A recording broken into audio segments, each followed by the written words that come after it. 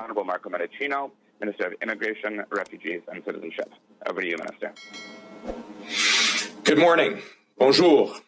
I'm joining you from the traditional territories of the Mississaugas of the Credit and Haudenosaunee, along with my colleague, Minister Marc Arnault. Thank you for joining us today for another important update on the situation in Afghanistan.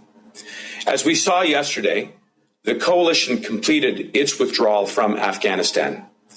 This marked the conclusion of an historic military evacuation, but not the end of our efforts to support the people of Afghanistan, and especially those who are availing themselves of the humanitarian pathways that we have created for those Afghan refugees who are hoping for a better life in Canada.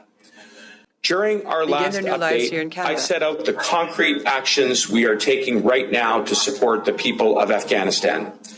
First, we evacuated roughly 3,700 people through a military operation that was carried out in exemplary fashion by the members of our Canadian Armed Forces.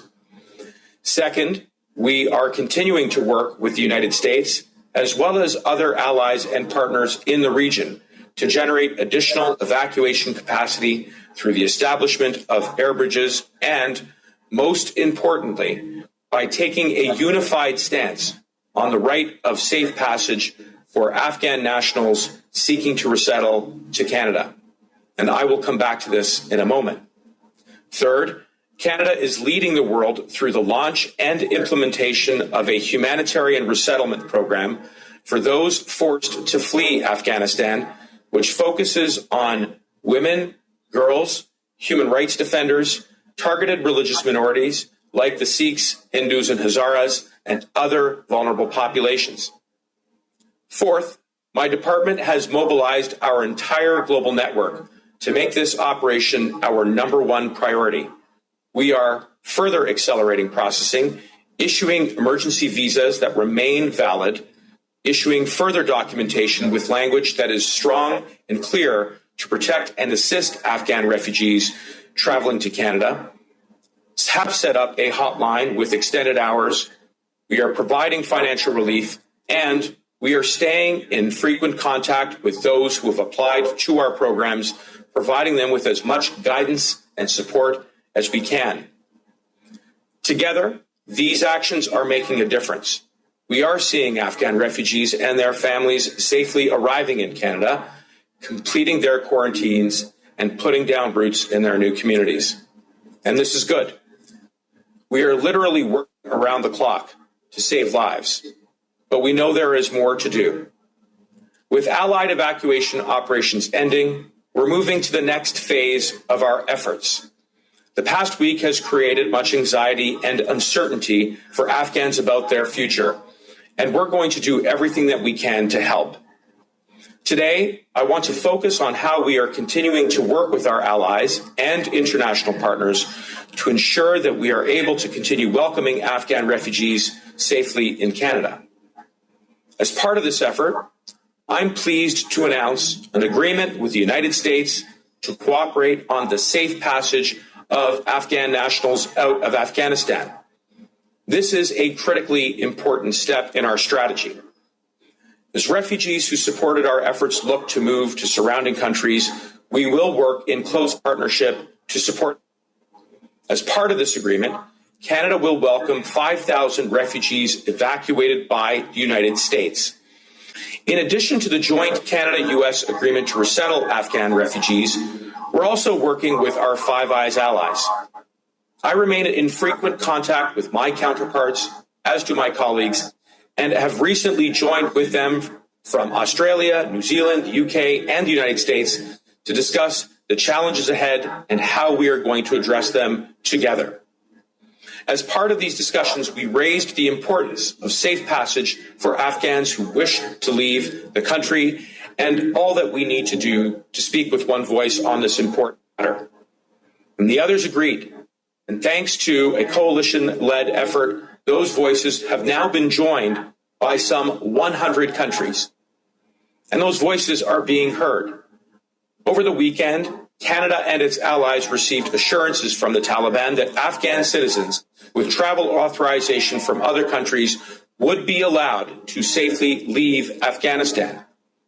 We have a clear commitment from the Taliban, and we are going to hold them to it.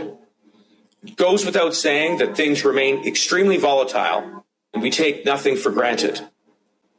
We recognize that people need our help and that they have questions. And on that note, I want to share that IRCC has now answered more than 9,000 calls and 46,000 emails through our dedicated channels. We continue to work around the clock to answer all calls and emails and to continue processing Afghan files. We've made significant progress, and we're not going to stop.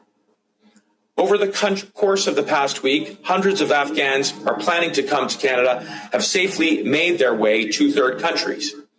Several flights from these countries have now touched down here at home, and we expect more in the coming days from various countries.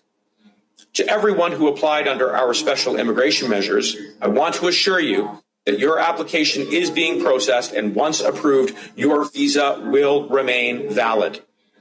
For those who applied through our other immigration measures, such as family sponsorship or protected persons in Canada with dependent overseas, know that we are also prioritizing your cases too, and that work continues. You continue to remain eligible, whether you remain in Afghanistan or whether you have made your way to another country. We are continuing to work closely with our provincial and territorial partners, as well as municipalities and resettlement and service agencies across the country to support Afghan refugees and to welcome them into their new communities. I often like to say that one of the key ingredients to our success in our settlement service and immigration system is that it is the people who are working on our front lines in our settlement service organizations and Canadians themselves who are stepping up. Immediately upon arrival, these organizations meet refugees who often arrive with very little, give them essentials like food and clothing, infant supplies, toys, and games for their children. They also provide temporary housing and are helping to find a permanent place to live. As they settle into their new homes and communities, refugees feel the love and support of an entire nation. The outpouring of support from individuals to groups to corporate Canada has been absolutely phenomenal. Veterans have also stepped up, and we know that they were among the first out of the gate when they pledged to cover the cost of retraining interpreters who are looking for jobs here in Canada, including in the tech sector. The Airbnb is offering free temporary housing for up to 20,000 Afghan refugees worldwide, and thousands of those will be here in Canada. WestJet is giving our resettlement efforts wings, helping people to land in communities across Canada and looking to see how else they can help. People like Walmart and Rogers are also coming forward to lend a hand, and we'll look forward to celebrate all of their contributions in the days and weeks ahead. Increasingly, it feels, and I'm knowing that the business sector is stepping up and is getting competitive even among their own community with their compassion. And what could be more Canadian than that? On a final note, I'd like to reiterate that we're pulling out all the stops to help as many Afghans as possible who want to make their home in Canada. Again, this includes those who either want to leave Afghanistan or who have already arrived in a third country. These have been challenging times, and I want to take a moment to thank all of those who've been involved in this great national undertaking, beginning with my own department who are working around the clock, as well as all public servants in our government, and indeed everyone across civil society, in the private sector, and all Canadians who are stepping up. And we aren't going to stop until we get this job done. Thank you. Merci. Merci, Monsieur le Ministre. Je passerai la parole maintenant à